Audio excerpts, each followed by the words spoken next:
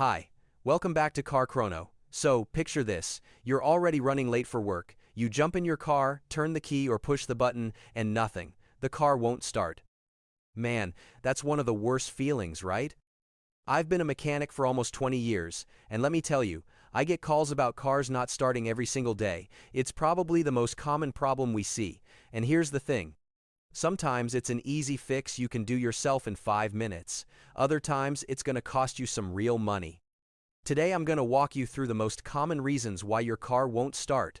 I'm going to tell you how to diagnose each one, what it costs to fix, and most importantly, how to avoid it in the future. Stick around till the end, because the number one reason, the most common cause I see, might surprise you. It's something that catches everyone off guard.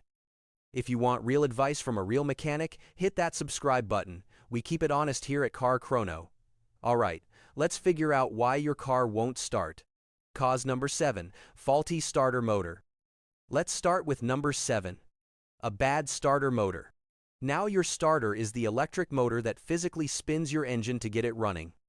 When you turn the key, the starter engages with the flywheel and cranks the engine until it fires up. Here's how you know it's the starter. You turn the key and you hear a single loud click, but the engine doesn't turn over, or sometimes you hear nothing at all. The lights work, the radio works, everything electrical seems fine, but the engine won't crank. That's usually a dead starter. Starters typically last 100,000 to 150,000 miles. They can fail suddenly or give you warning signs. You might notice the engine cranking slower than normal. Or you might hear grinding noises when starting. These are signs your starter is on its way out. I had a customer last month with a Honda Civic. She called me from a parking lot saying her car wouldn't start. I asked her if she heard a click when she turned the key. She said, "Yeah, one loud click." I said, "Okay, that's your starter." We towed it in, replaced the starter, $350 parts and labor. She was back on the road same day. The fix. Replacing a starter usually costs $300 to $500 depending on the car. Some cars have the starter in an easy spot, takes an hour. Other cars, it's buried under the intake manifold, takes 4 hours. There's no way to prevent starter failure, they just wear out. But if you're getting warning signs like slow cranking or grinding, replace it before it leaves you stranded. Cause number 6, fuel system problems. Number 6 is fuel system issues.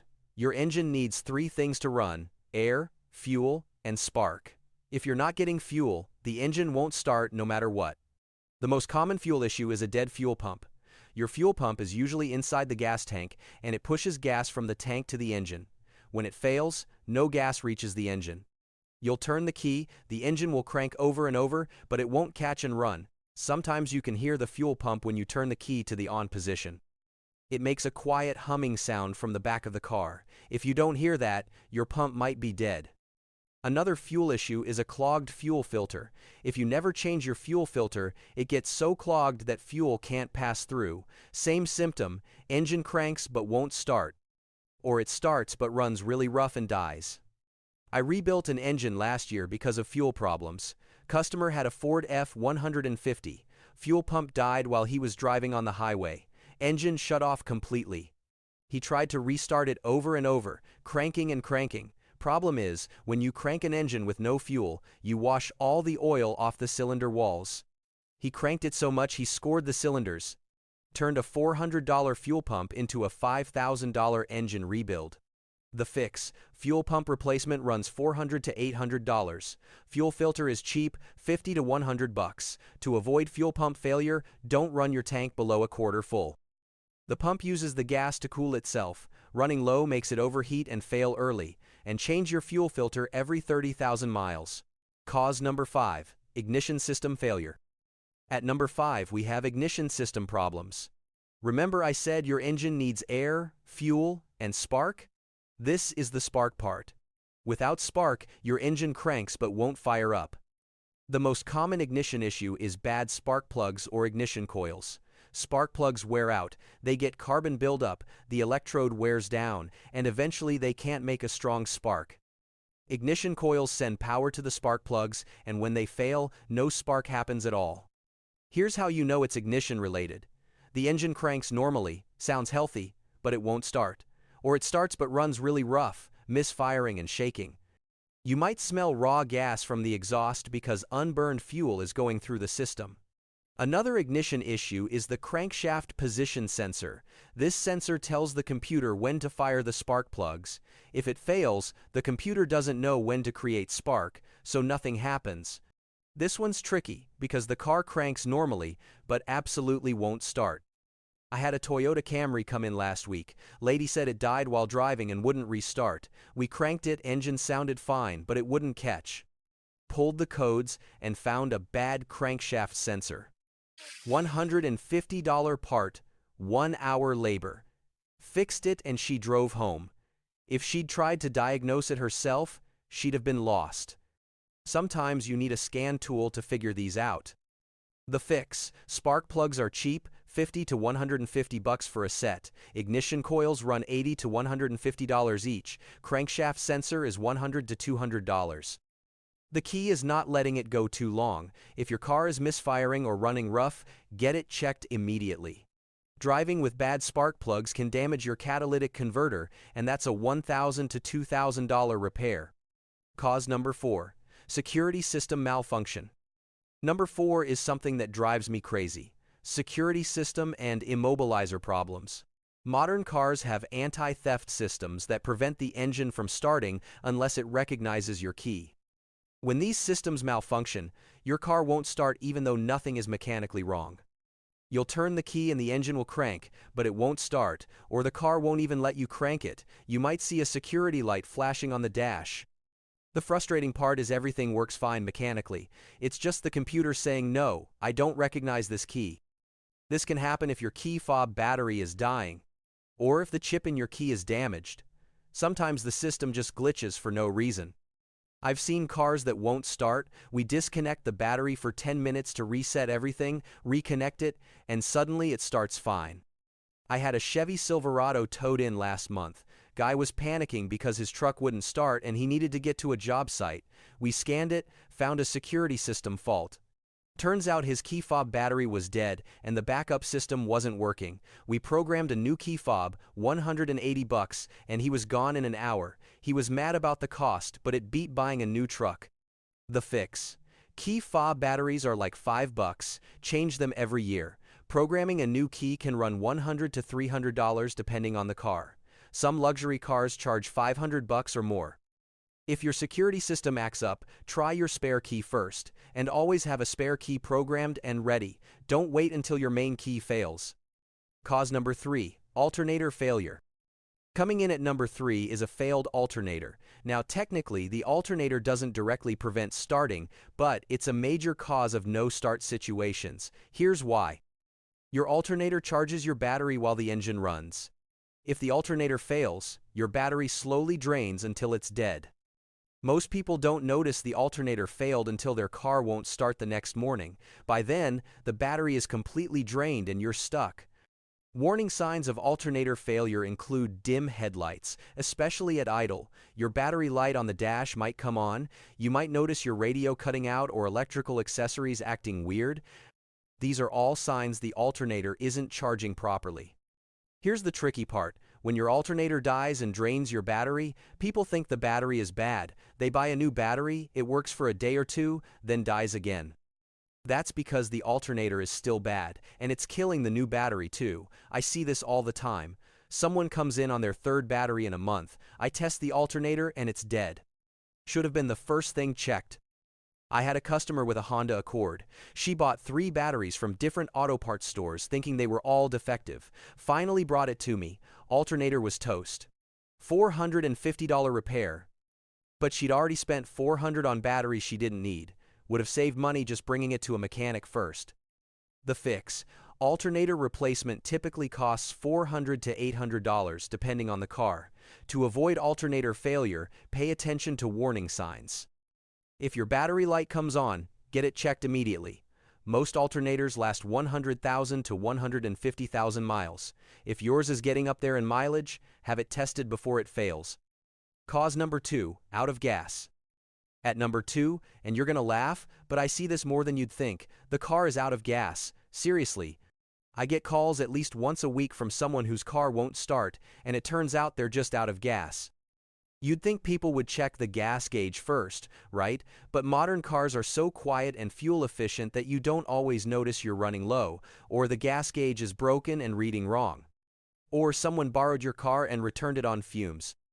The symptoms are obvious if you think about it. Engine cranks normally but won't start. No weird noises, no clicking, just cranking with no result. If you're in this situation, first thing you should do is look at your gas gauge. Seems obvious, but people skip this step. I had a guy call for a tow last year. Said his car died on the side of the road and wouldn't restart. I asked him a bunch of diagnostic questions. Finally I said, "Hey man, what's your gas gauge say?" Long pause. Then he goes, "Oh, it says empty." I'm like, "Yeah, buddy, you're out of gas." He was embarrassed, but I told him, "Don't worry, happens more than you think. Put 3 gallons in it from a gas can and it fired right up." The fix: this one's easy. Put gas in your car, keep your tank above a quarter full, set a reminder if you have to, and if your gas gauge seems wrong, get it fixed. It's usually a $200 to $300 repair to replace the fuel level sender, way cheaper than constantly running out of gas or damaging your fuel pump. Cause number 1: dead or weak battery. And here we are, the number 1 reason cars won't start, the big one, the cause behind probably 70% of all no-start situations I see: dead or weak battery. Hands down, this is it. Your battery provides the electrical power to start your engine. When it's dead or too weak, nothing works. You might get a single click, you might hear rapid clicking. Or you might get absolutely nothing. No lights, no sounds, nothing. That's a completely dead battery. Here's what a lot of people don't understand. Batteries don't last forever. Most car batteries last 3 to 5 years. That's it. After that, they start losing capacity. They might work fine in summer but fail in winter when cold weather reduces their power, or they work for short trips but can't provide enough power after sitting for a few days. The most common cause of dead batteries is simply old age. The battery is worn out and needs replacement. But there are other causes too. You left your lights on overnight. You left the radio on with the engine off. You have a parasitic drain, which means something in the electrical system is drawing power when the car is off. Any of these can kill a battery. Here's how you diagnose a dead battery. Turn the key and you hear clicking, but the engine doesn't crank. Or you hear nothing at all. The clicking is the starter trying to engage but not having enough power. The dome light might be dim or not work at all. That's classic dead battery. I see dead batteries every single day in my shop. Just yesterday, a lady came in with a Subaru Outback, wouldn't start. We tested the battery, completely dead. I asked her how old it was. She didn't know. We looked at the sticker on the battery, 6 years old. Way past due for replacement. Put in a new battery, $180. She drove away happy. But here's where it gets interesting. Sometimes the battery isn't the real problem. The battery died because something else is wrong. Like I mentioned earlier, a bad alternator will kill your battery. But there are other causes too. Corroded battery terminals can prevent the battery from charging or delivering power properly. I clean corroded terminals at least 5 times a week. Takes 10 minutes. Sometimes that's all that's needed to fix a no start. The corrosion looks like white or blue crusty stuff on the battery posts. It creates resistance and prevents electrical flow. A parasitic drain is another sneaky cause. Something in your car is staying on when it should turn off. Could be a glove box light that doesn't turn off when you close it. Could be an aftermarket stereo wired wrong. Could be a module that's stuck on. This slowly drains your battery over days or weeks. You charge it up or jump start it, it works for a while, then dies again. I diagnosed a parasitic drain on a BMW last month. Battery kept dying every few days. We did a draw test and found the car was pulling 2 amps with everything off. Should be 0.05 amps max. Took us 3 hours to track it down. Turned out to be the navigation system staying on even with the key out. Fixed the module, problem solved. But it cost the customer $500 in diagnostic time. Cold weather is brutal on batteries. A battery that's marginal in summer will fail in winter. The chemical reaction inside the battery slows down when it's cold, reducing available power. Meanwhile, your engine needs more power to start when the oil is thick and everything is cold. It's a double whammy. That's why most battery failures happen in winter. Here's a story that'll make you cringe. Guy had a Tesla Model 3, left it parked at the airport for 2 weeks, came back, 12-volt battery was dead. Couldn't even unlock the doors because the battery was completely flat. He called me from the parking lot freaking out. I had to talk him through the manual door release process. Then, we jumped the 12-volt battery from another car. You'd think a Tesla with those huge batteries wouldn't have this problem, but the 12-volt accessory battery is still critical. The fix. First, keep your battery healthy. Most batteries should be replaced every 4 to 5 years. Don't wait for it to fail. If your battery is 3 years old or more, have it tested. Most auto parts stores will test it for free. Clean your battery terminals every 6 months. Use a wire brush and some baking soda mixed with water. Scrub off any corrosion. Make sure the terminals are tight. Loose or corroded terminals cause all kinds of weird problems. If you're not driving your car regularly, like if it sits for a week at a time, consider a battery tender. It's a smart charger that keeps your battery at optimal charge without overcharging. You can get one for $30 to $50 and it'll extend your battery life significantly. When your battery does die, you need a jump start or a new battery. Jump starts are fine in an emergency, but don't rely on them long term. If you're jumping your car more than once, you need a new battery. A good battery costs $100 to $200 depending on the car. Installation is usually free at most places if you buy the battery there. And here's a pro tip. When you replace your battery, keep the receipt. Most batteries have a warranty, usually 3 to 5 years. If it fails early, you can get a prorated refund or free replacement. I've saved customers hundreds of dollars by reminding them to check their battery warranty. The reason dead batteries are the #1 cause of no starts is simple. It's the most common failure point. Everything else on your car can be perfect, but if that battery is dead, you're not going anywhere. The good news is, it's usually the cheapest and easiest thing to fix. Bad news is, it always seems to happen at the worst possible time. If this video helped you understand why cars don't start, hit that like button and subscribe to Car Chrono. Drop a comment and tell me about the worst no-start situation you've been in. I'd love to hear your stories.